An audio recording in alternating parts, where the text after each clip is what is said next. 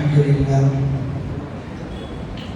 لله وكفى وسلام على عباده الذين اصطفى أما بعد فأعوذ بالله من الشيطان الرجيم بسم الله الرحمن الرحيم ألا إن أولياء الله لا خوف عليهم ولا هم يحزنون سبحان ربك رب العزة عما يصفون وسلام على المرسلين والحمد لله رب العالمين. معزز حاضرین کرام، میں نے جو آیت کریمہ آپ کے سامنے پڑھی ہے، اس میں اور اس کے بعد کی دو آیتوں میں اللہ تعالیٰ نے کچھ باتیں اپنے خاص بندوں کے بارے میں ارشاد فرمائی ہیں.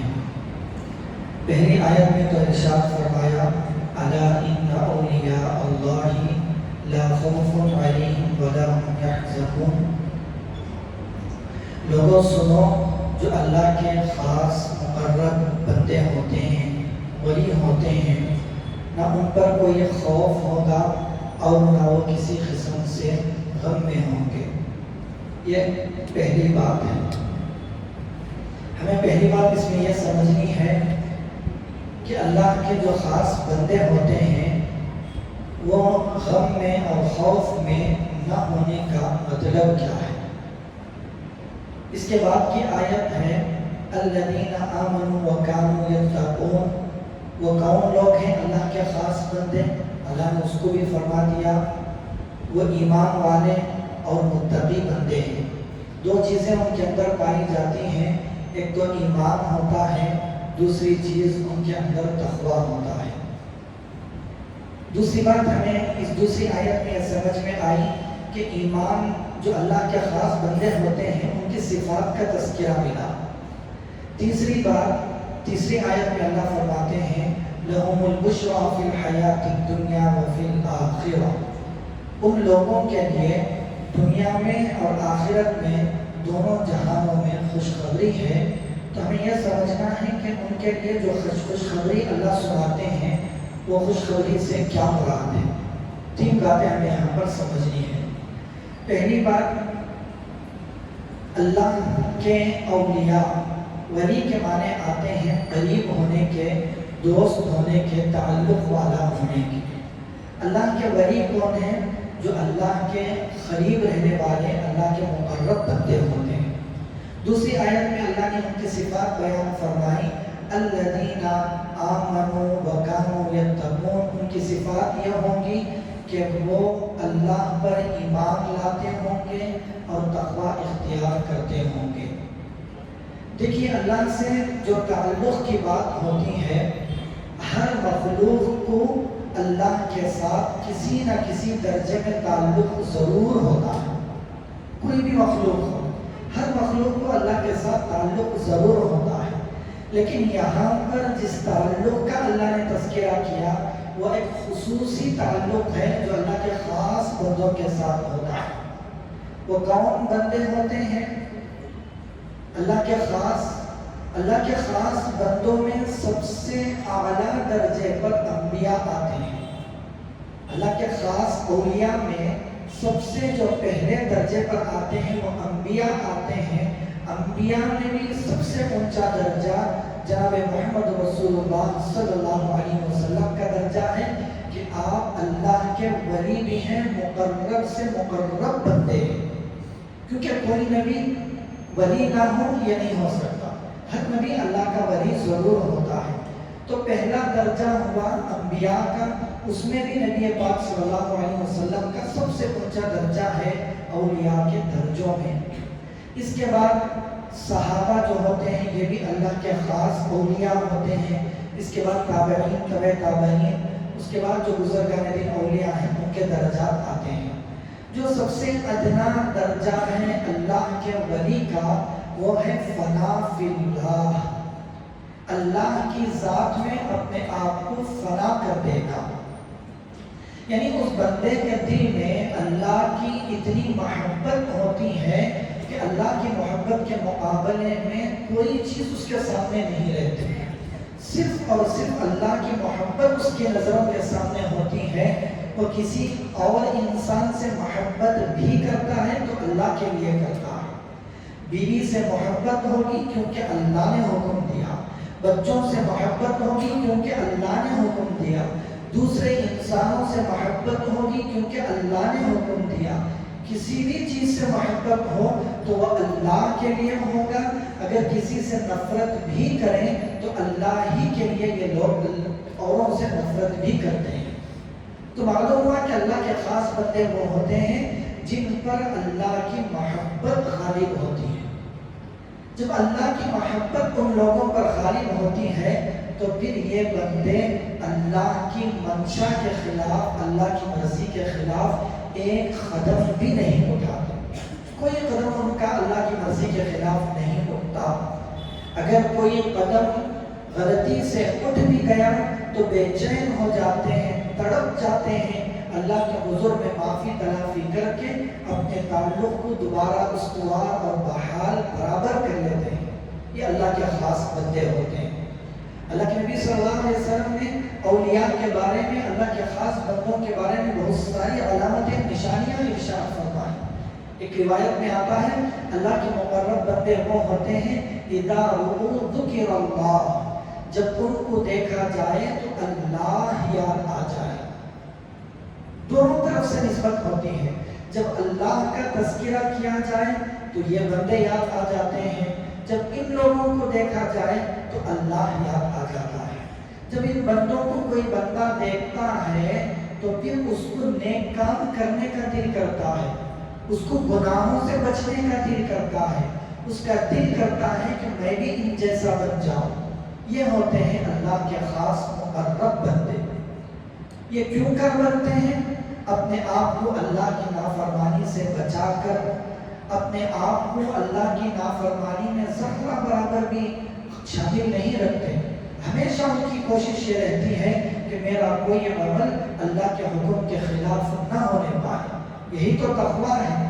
جب بندہ تقویٰ اختیار کرتا ہے، ایک روایت میں آتا ہے اللہ تعالیٰ، اللہ کے نبی صلی اللہ علیہ وسلم حدیث قدسی نقل فرماتے ہیں، اللہ تعالیٰ فرماتے ہیں کہ بندہ نوافل پڑھتا رہتا ہے، نوافل پڑھتا رہتا ہے، نوافل پڑھتا رہتا ہے، نوافل کے ذریعے سے میرے قریب ہو جاتا ہے، میرا مقرب بن جاتا ہے، اتنا مقرب بن جاتا ہے کہ میں اس کی آنکھ بن جاتا ہوں جس سے وہ دیکھتا ہے، میں اس کے کان بن جاتا ہوں جس سے وہ سنتا ہے، میں اس کے ہاتھ بن جاتا ہوں جس سے وہ پکڑتا ہے، میں اس کے پیر بن جاتا ہوں جس سے وہ چلتا ہے۔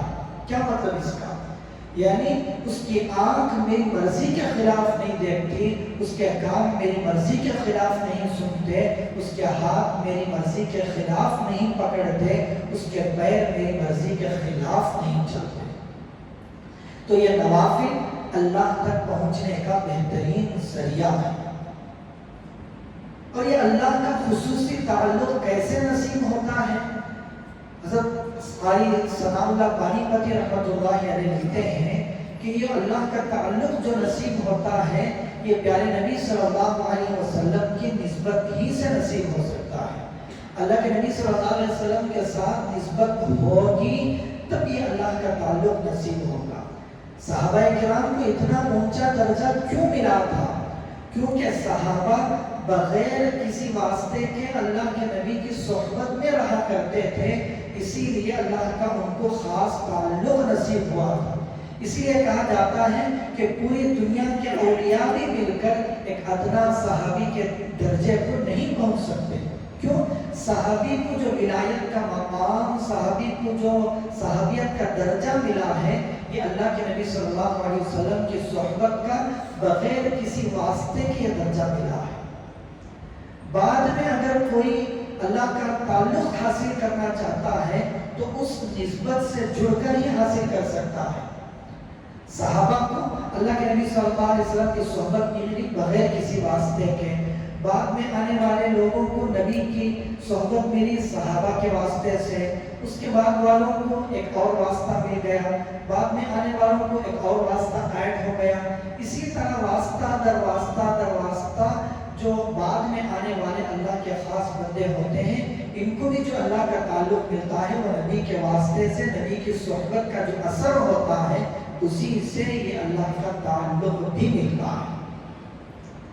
اسی لیے اللہ تعالیٰ کہتے ہیں انما یخشی اللہ من عبادہ العلماء، علماء جو ہوتے ہیں یہی اللہ سے زیادہ ڈرنے والے ہوتے ہیں۔ اگر میں اللہ کا خاص بندہ بننا چاہتا ہوں تو مجھے اللہ والوں کی صحبت میں جانا پڑے گا۔ میں یہ سوچتا بیٹھے رہوں کہ میں گھر میں بیٹھ کر عبادتیں کر کے، مسجد کے کونے میں بیٹھ کر عبادتیں کر کے اللہ کا تعلق مل جائے گا، ہاں ضرور عبادتیں اللہ تک پہنچاتی ہیں، لیکن جو خاص تعلق ملتا ہے وہ اللہ والوں کی صحبت سے ملتا ہے۔ ایک اور روایت میں، ایک اور آیت میں اللہ تعالیٰ فرماتے ہیں یا ایھا الذین آمنوا اتقوا اللہ وکونوا مع الصادقین، ایمان والو تقوی اختیار کرو۔ پوچھا میں نے اللہ سے، اللہ بتا دیجئے تقوی کہاں ملے گا؟ اللہ نے کہا کونوا مع الصادقین، جاؤ جو تقوی والے نیک لوگ ہیں ان کے قدموں میں جاؤ، وہاں پر تمہیں تقوی والی زندگی مل جائے گی۔ تو نیک لوگوں کی صحبت انسان کو اس درجے تک پہنچا دیتی ہے جس درجے تک انسان انفرادی عبادتوں کے ذریعے پہنچنا بہت مشکل ہوتا ہے۔ تو بہرحال اللہ کے خاص بندے کون ہوتے ہیں؟ جو تقوی اختیار کرنے والے ہوتے ہیں۔ ایک اور بات اللہ نے یہاں پر ارشاد فرمائی لا خوف علیہم ولا هم یحزنون، نہ وہ غمگین ہوں گے، نہ ان پر کسی بھی قسم کا خوف ہوگا۔ اس سے کیا مراد ہے؟ بعض مفسرین نے لکھا ہے کہ اس سے مراد یہ ہے کہ جب وہ لوگ جنت میں جائیں گے یا ان کی روح دنیا کے اندر قبض ہوگی تو جیسے ہی ان کی روح اللہ کے پاس جائے گی تو اللہ تعالیٰ ان کو جنت کی خوشخبری سنا دیں گے۔ پھر جب وہ قبروں سے اٹھیں گے تب بھی ان کو جنت کی خوشخبری سنائی جائے گی۔ تو یہی مطلب ہے لَهُمُ الْبُشْرَىٰ فِي الْحَيَاةِ الدُّنْيَا وَفِي الْآخِرَةِ، آخرت میں ان لوگوں کو خوشخبری سنائی جائے گا، ان کو خوشخبری جنت کی سنائی جائے گی، موت کے بعد بھی اور قبروں سے اٹھنے کے بعد بھی۔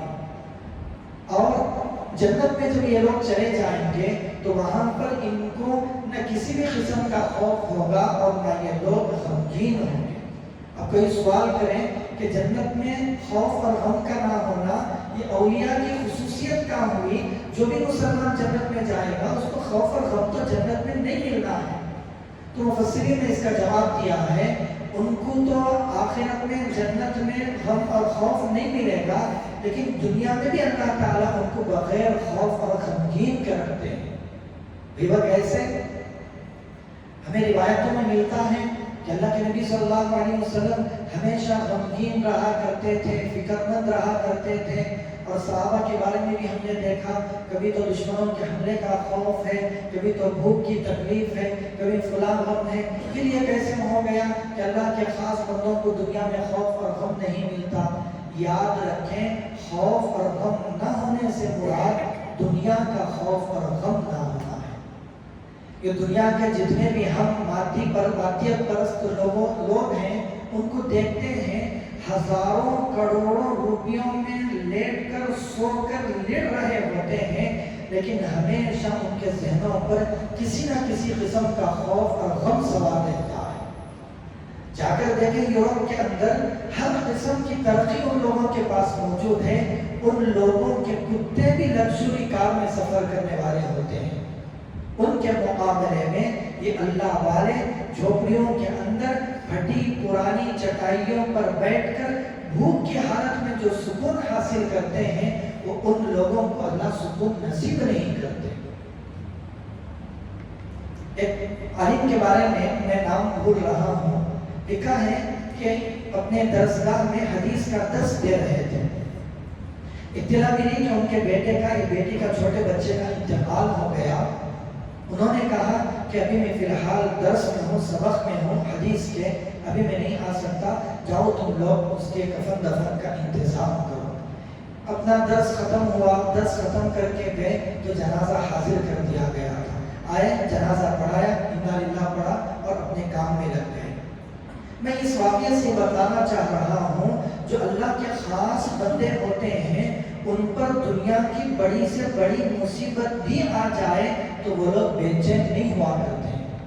جو دنیا دار ہوتے ہیں تھوڑا کانٹا بھی چبھا تو بے چین ہو جاتے ہیں، پریشان ہو جاتے ہیں، راتوں کی نیندیں ان لوگوں پر حرام ہو جاتے ہیں۔ جو اللہ کے خاص بندے ہوتے ہیں، کوئی بھی دنیا کی مصیبت ان لوگوں کو آ جائے، دنیا کی مصیبت میں جب وہ اللہ کے نام پر اللہ کے لیے صبر کرتے ہیں تو اسی مصیبت میں اللہ تعالیٰ ان کو ایک قسم کا مزہ عطا کرتے ہیں۔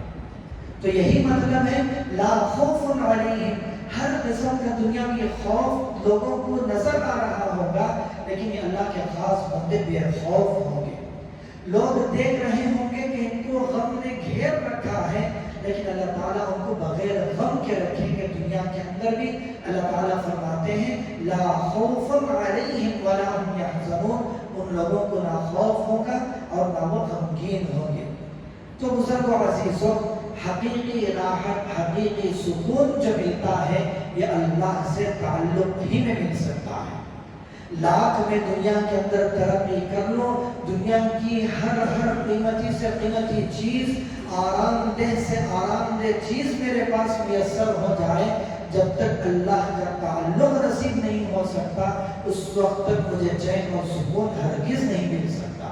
یہی وجہ ہے کہ یورپی ممالک میں ہر قسم کی ترقی کے سامان وہاں پر موجود ہیں، لیکن ان لوگوں سے زیادہ بے چین لوگ دنیا کے اندر آپ کو کہیں نہیں ملیں گے۔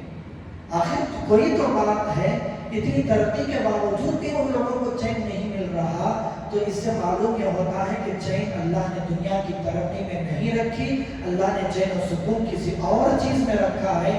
ہم اللہ سے پوچھیں گے اللہ بتائیے کہاں ہے اپنا ہمارا چین و سکون، تو اللہ کہتے ہیں الا بذکر اللہ تطمئن القلوب، چین اور سکون راحت چاہتے ہو تو آؤ اللہ کو یاد کرو، اللہ کی یاد میں اللہ نے چین و سکون راحت رکھا ہوا ہے۔ اللہ تعالیٰ ہم سب کو اپنے مقرب بندوں میں، متقی بندوں میں شامل فرمائے۔ وآخر دعوانا